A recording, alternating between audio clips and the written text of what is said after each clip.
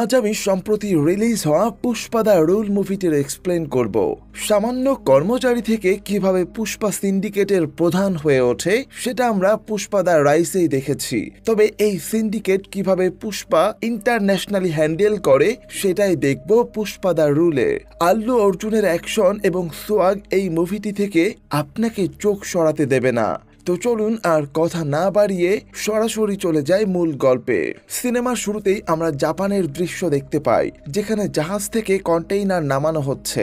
Crane থেকে একটা container হঠাৎ পড়ে গেলে ওখানকার মাফিয়া গ্যাং দেখতে পাই ইন্ডিয়া থেকে আনা চন্দন কাঠের একটা কন্টেইনার পড়ে গেছে। শুধু এটাই না, সাথে কন্টেইনারের মধ্যে অচেতন একটা মানুষকে দেখতে পেয়ে সবাই তাকে মারার জন্য প্রস্তুত হয়ে যায়। কন্টেইনারে থাকা ওই লোকটা আর কেউ না, সে এই সিনেমার মেইন ক্যারেক্টার পুষ্পা রাজ। ঝুঁকেগা নেহি সালা। চন্দন কাঠ জাপানে কার্গো করার সময় সে নিজেও এসেছিল, কিন্তু ওখানকার মাফিয়া গ্যাং তাকে চিনতে না পারায় ধুন্ধুমার এক মারামারি শুরু হয়ে যায়। মারামারির এক পর্যায়ে পুষ্পার গায়ে গুলি লাগলে পুষ্পা সমুদ্রের মধ্যে পড়ে যায়।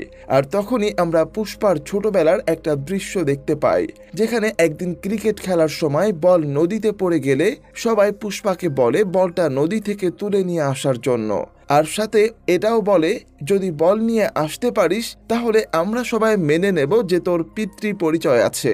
এই কথা শোনা মাত্র সাঁতার না জানা সত্ত্বেও পুষ্পা নদীতে ঝাঁপ দেয় বল নিয়ে আসার জন্য।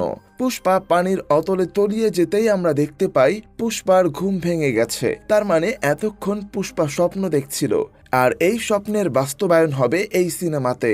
পরের দিন আমরা দেখতে পাই এলাকার সব শ্রমিকেরা ট্রাকে করে জঙ্গলের মধ্যে যাচ্ছে পুষ্পার হয়ে চন্দন কাঠ সংগ্রহ করার জন্য। আর এর মধ্যেই পুলিশ অফিসার শেখাতকে দেখতে পাই যে ছদ্মবেশ ধরে ওই শ্রমিকদের সাথে জঙ্গলের মধ্যে যাচ্ছে। এটা মূলত শেখাতের একটা প্ল্যান ছিল, যে সবাইকে প্রমাণ সহ হাতে নাতে ধরার। চন্দন কাঠ সংগ্রহের পর সবাই যখন পারিশ্রমিক নিচ্ছিল, তখন ওই লিস্টে পুলিশ অফিসার শেখাতের নাম দেখে সবাই ভয় পেয়ে যায়। ঠিক ওই মুহূর্তেই পাওয়ার সিং শেখাত ছদ্মবেশ ছেড়ে বন্দুক বের করে সবাইকে সারেন্ডার করতে বলে।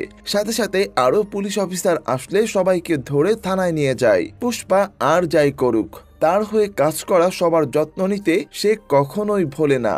শ্রমিকদের অ্যারেস্ট হওয়ার কথা শুনে সাথে সাথেই পুষ্পা থানায় চলে আসে সবাইকে সারানোর জন্য।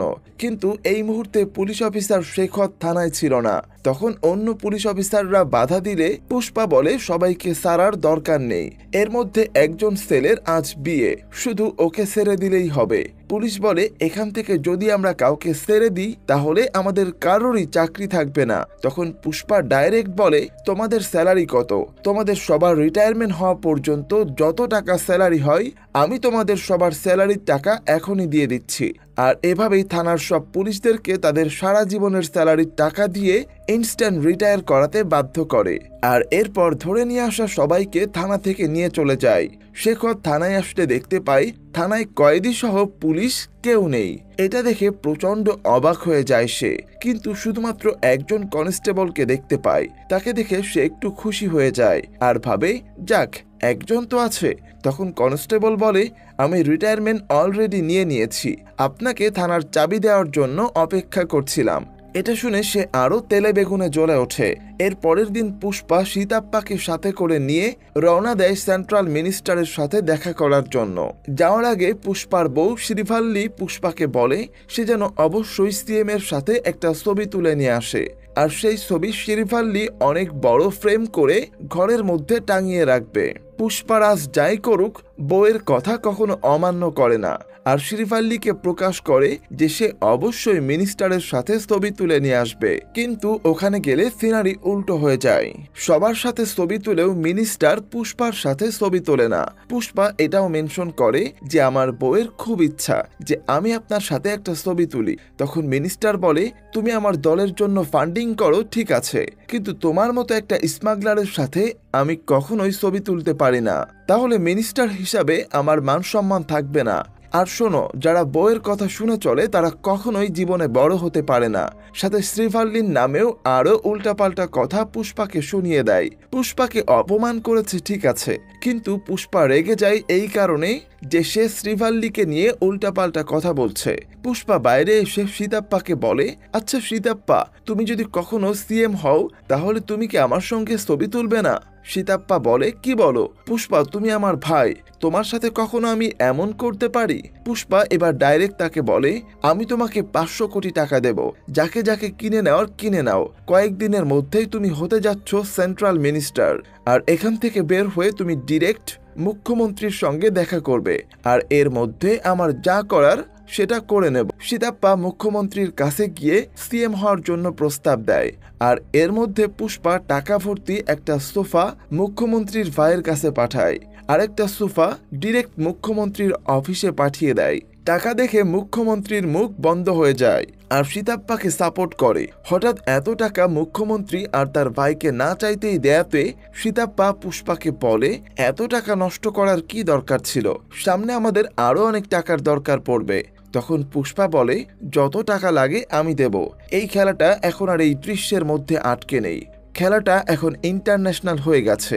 পুষ্পা এর আগে চন্দন কাঠ 1.5 কোটি টাকা টন বিক্রি করত মুরুগানের কাছে, কিন্তু পুষ্পা যদি এই চন্দন কাঠ ডিরেক্ট দেশের বাইরে বিক্রি করতে পারে তাহলে টন প্রতি 2 থেকে 2.5 কোটি টাকা সেল করতে পারবে।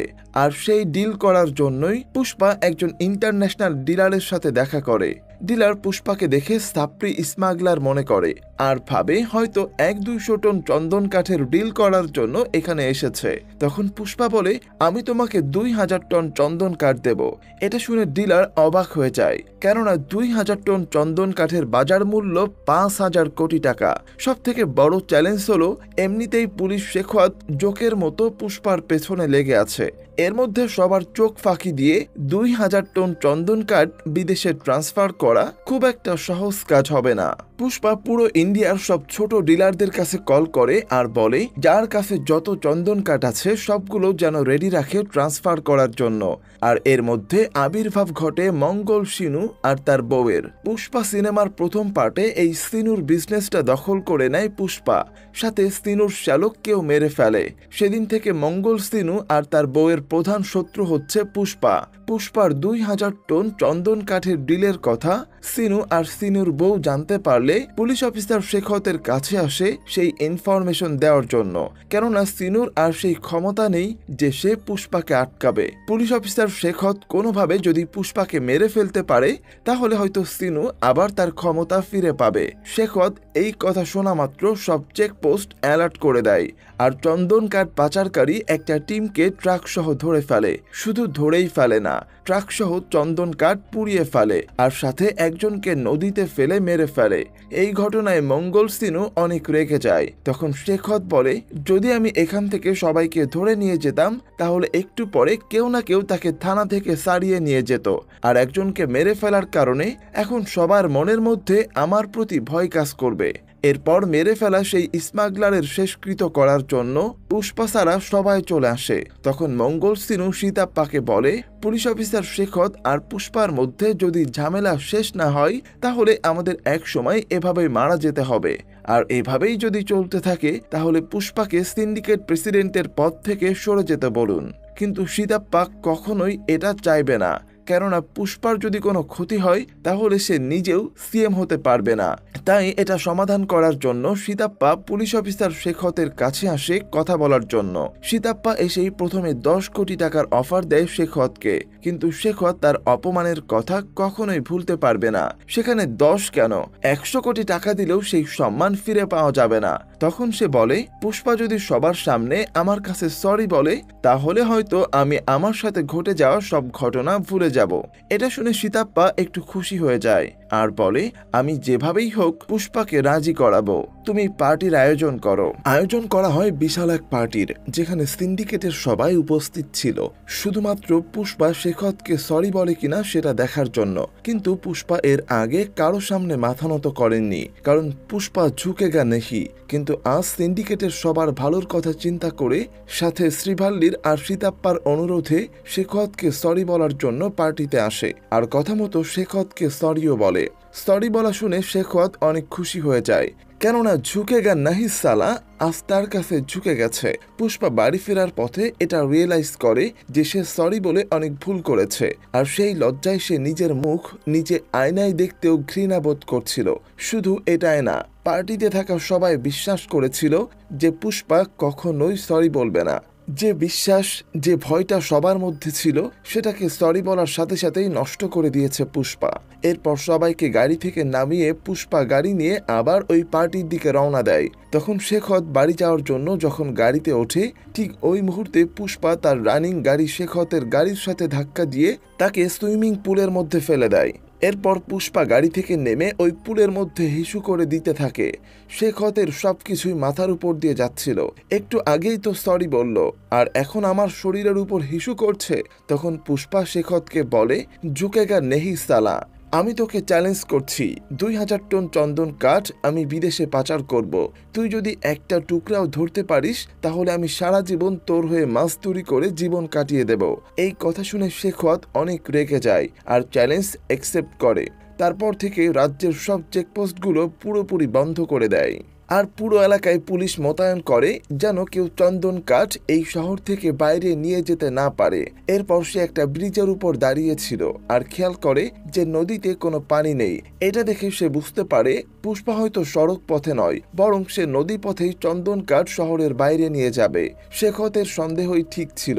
একটু পরে দেখতে পাই বিশাল এক ট্রাকের সারি শুকনো নদীর পথ ধরে চন্দন কাঠ নিয়ে শহরের বাইরে যাচ্ছে। তখন পুলিশও গাড়ি নিয়ে শুকনো নদীর মধ্যে নেমে ট্রাকের পিছু করতে থাকে। ট্রাক যখন নদী পথে জঙ্গলের মধ্যে প্রবেশ করে তখন পুষ্পা সুইচ গেটের পানি ছেড়ে দিতে বলে। সুইচ গেট থেকে পানি ছেড়ে দিলে পুলিশের গাড়ি সব পানির নিচে তলিয়ে যায়। তবে শেখতের গাড়ি ওখান থেকে বের হয়ে আসে এবং অনেকগুলো গরুর গাড়ি নিয়ে ট্রাকের পথ রুদ্ধ করে দেয়। তখন পুষ্পার কথা অনুযায়ী সব ড্রাইভাররা ট্রাক থেকে নেমে নিজেদের জীবন বাঁচায়, আর শেখত ট্রাক ভর্তি চন্দন কাঠ ধরে ফেলে।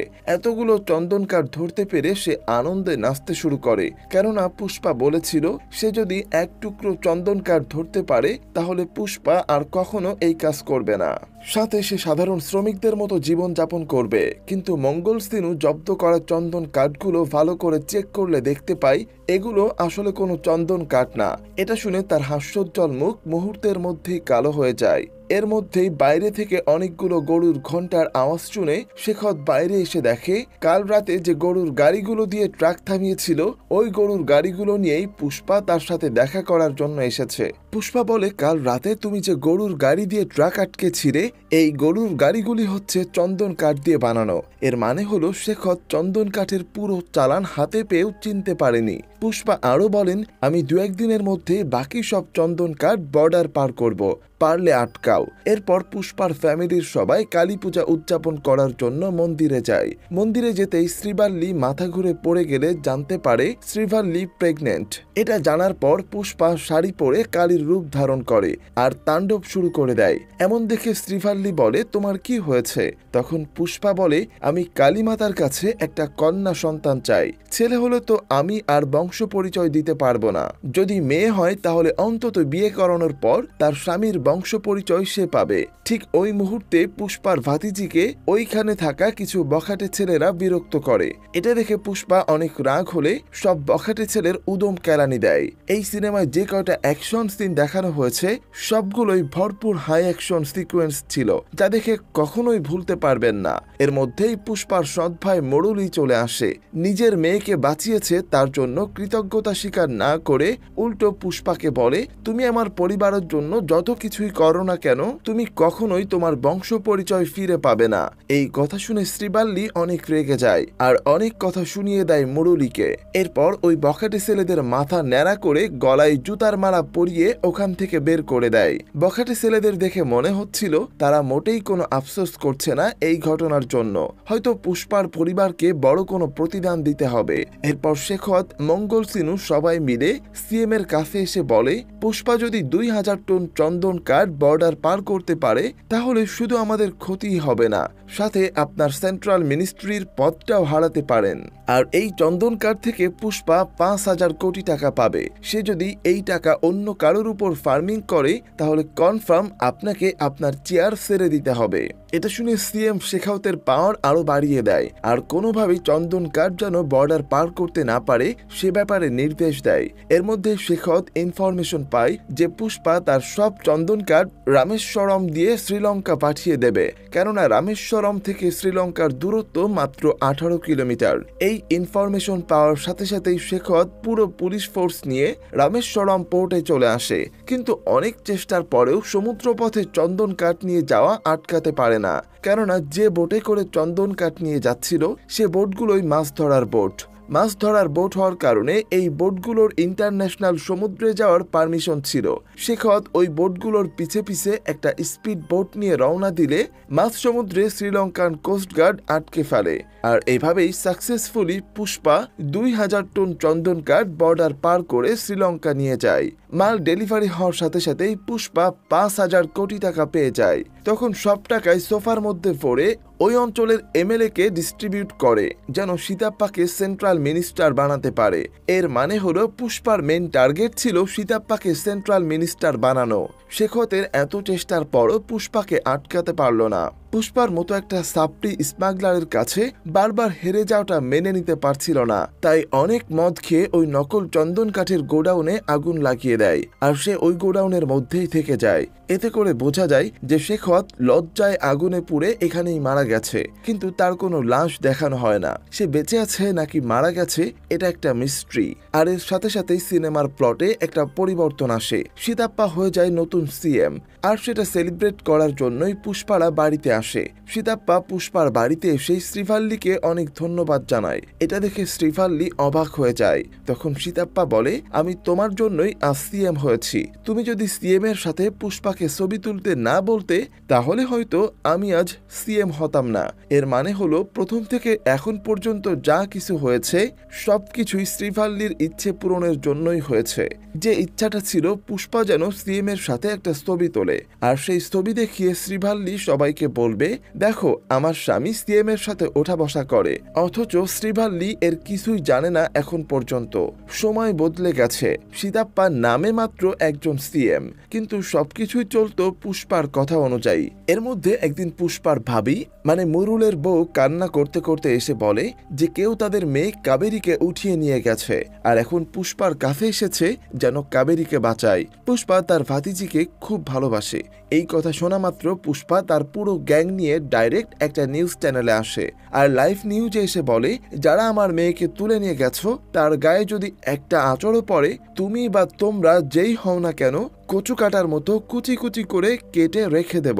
আর 1 ঘন্টার মধ্যে যদি আমার ভাতিজিকে ফিরিয়ে দাও তাহলে হয়তো আমি তোমাদের জীবন ভিক্ষা দিতে পারি।